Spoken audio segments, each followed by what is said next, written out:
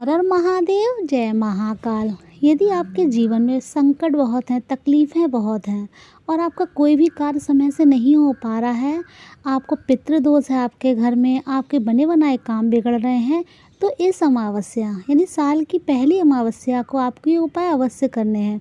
गुरुजी ने कहा है यदि आप ये उपाय कर लेते हैं तो आपके जो भी संकट हैं, जो भी तकलीफ़ें आपके जीवन में चल रही हैं, वो अवश्य समाप्त होंगी। तो आप अमावस्या को ये उपाय अवश्य कीजिए। इस उपाय में जो पहला उपाय गुरुजी ने बताया है, उसमें आपको क्या करना है, आपको लेना है 1 लोटा जल। आपको अपने किचन से जल भर लेना है, चाहे आरओ हो, मटका हो या बाल्टी जो आप किचन में पीने का पानी रखते हैं, वहाँ से आपको जल भर लेना है। आपको लेना है गाय का कच्चा दूध। गाय का कच्चा दूध ले लेना है और उसमें मिला लेनी है मिश्री। और यदि आप हो सके तो पंचामृत बना लीजिए। अगर पंचामृत नहीं बना पा रहे हैं तो आपको गाय के कच्चे दूध में मिश्री मिला लेनी है और आपको 1 बेलपत्र लेनी है। ये 3 चीज़ें लेकर आपको जाना है शिव मंदिर। कोशिश ये करें ये उपाय प्रदोष काल यानी शाम के समय, रात में भी कर सकते हैं, लेकिन कहीं कहीं मंदिरों में जल नहीं चढ़ाया जाता है शाम के समय शिव जी पर, तो आप ये उपाय किसी भी समय कर सकते हैं। तो आपको ये 3 सामग्री लेकर शिव मंदिर पहुंचना है। उसके बाद आपको वो बेलपत्र अपने हाथ पर रखनी है, हथेली पर। आपकी जो भी मनोकामना है वो शिव जी से प्रार्थना करनी है और वो बेलपत्र आपको माता अशोक सुंदरी वाले स्थान पर रख देनी है। बस ये ध्यान रखना है, माता अशोक सुंदरी वाले स्थान पर जब आप बेलपत्र रखें तो पत्तियां जलाधारी की तरफ होंगी और डंडी शिवलिंग की तरफ। वैसे ज़्यादातर गुरुजी बताते हैं कि पत्तियां शिवलिंग की तरफ हों और डंडी जलाधारी की तरफ, लेकिन इस उपाय में पत्तियां जलाधारी की तरफ होंगी और डंडी शिवलिंग की तरफ होगी।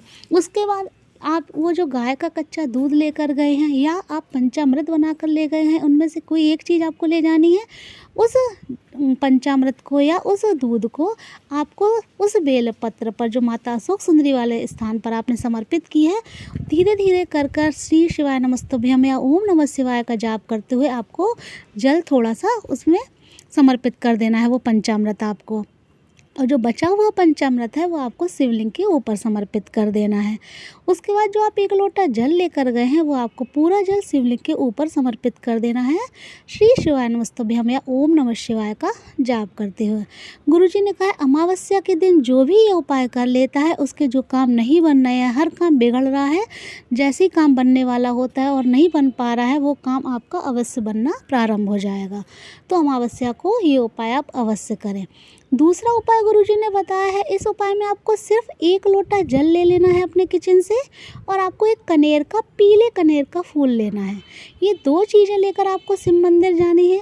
गुरुजी ने वैसे तो ये उपाय सारे प्रदोष काल में बताए हैं, लेकिन आपके आसपास के मंदिर में जैसे भी जिस टाइम भी जल चढ़ाया जाता है उस हिसाब से आप ये उपाय कर सकते हैं। उसके बाद आपको क्या करना है, वो जो आप जल लेकर गए हैं और जो पीला कनेर का फूल लेकर गए हैं, सबसे पहले आपको वो जो जल है वो शिवलिंग के ऊपर समर्पित कर देना है, श्री शिवाय नमस्तुभ्यम का जाप करते हुए। जल इतना धीरे समर्पित करें कि आप कम से कम 11 या 21 बार श्री शिवाय नमस्तुभ्यम या ओम नमः शिवाय का जाप अवश्य कर सकें। उसके बाद जो पीला कनेर है उसे अपनी हथेली पर रखिए, अपनी मनोकामना बोलिए और अपने पितरों को याद करते हो ओम पितृ देवताय नमः का जाप करते हुए वो जो कनेर का फूल है आपको शिवलिंग के ऊपर समर्पित कर देना है। गुरुजी ने कहा है ये उपाय आप प्रत्येक अमावस्या को किया कीजिए। इससे आपके पितृ प्रसन्न होंगे और आपके घर में जो भी संकट है, तकलीफ़ें हैं वो समाप्त होंगी। यदि आपके घर में ग्रह कलेश बहुत रहता है, लड़ाई झगड़े बहुत होते हैं, वो भी सब समाप्त होंगे और आपके कार्य बनने लगेंगे और आपके सुख समृद्धि में वृद्धि होगी। एक तीसरा उपाय गुरुजी ने बताया है, ये उपाय भी आपको अमावस्या के दिन करना है। इस उपाय में आपको 2 दीपक लेने हैं, एक लंबी वाती का दीपक लेना है और एक गोल वाती का दीपक लेना है। दीपक आप चाहे आटे का ले लें और या चाहे मिट्टी का। उसमें आपको एक में लंबी बाती डाली आपने, एक में गोल बाती और दोनों में गाय का देसी घी आपको डालना है। ये दोनों जो दीपक हैं उनमें से जो लंबी बत्ती वाला दीपक है वो आपको अपने किचन में जहाँ पीने का पानी रखते हैं भर के, वहाँ आपको जलाना है लंबी बाती वाला दीपक।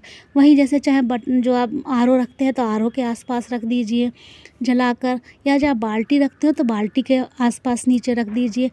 और बस ये ध्यान रखिए जो बत्ती का मुख हो, जो बत्ती जो जला रहे हैं वो उसका मुख दक्षिण दिशा की तरफ होना चाहिए। क्यों क्योंकि गुरुजी बताते हैं पितरों का जो दिशा होती है वो दक्षिण की तरफ होती है, तो आपको बाती का जो मुख है दक्षिण की तरफ होना चाहिए। ओम पितृदेवताय नमः का आपको जाप करना है। ये ध्यान रखना है जब आप दीपक प्रज्वलित करें तो दीपक के नीचे कुछ चावल के दाने या गेहूं के दाने या जौ के दाने आपको अवश्य रखने हैं जब आप दीपक प्रज्वलित करें, और वो दीपक प्रज्वलित कर दीजिए। और जो दूसरा दीपक है वो आपको पीपल वृक्ष के नीचे जलाना है। ध्यान रखिए ये जो उपाय है इसमें आपको दूसरा जो दीपक है गोल बत्ती वाला वो आपको पीपल वृक्ष के नीचे जलाना है और अपने पितरों का स्मरण करना है। और बस ये ध्यान रखें जब आप पीपल वृक्ष के नीचे दीपक जलाएं तो आपका मुख जो पश्चिम दिशा की तरफ होना चाहिए। तो ये आपको जो गुरुजी ने बताया है 2 दीपक वाला उपाय, गुरुजी ने कहा है आप प्रत्येक अमावस्या को करना स्टार्ट कीजिए। देखिएगा आप जो 2 दीपक जलाएंगे इनसे ही आपके जीवन में बहुत ज़्यादा बदलाव आएगा। आप जो भी आप कार्य करेंगे उसमें आपको सफलता मिलनी प्रारंभ हो जाएगी। आपके घर में कलेश रहता है वो समाप्त होगा। आपके घर में पितृ दोष है, पितृ आपके प्रसन्न नहीं हैं, तो वो सब आपके जो भी समस्या है वो समाप्त होने लगेंगी और आपके हर कार्य में आपको सफलता मिलनी प्रारंभ हो जाएगी। तो ये 3 उपाय गुरुजी ने बताया, इनको आप अमावस्या के दिन अवश्य कीजिए।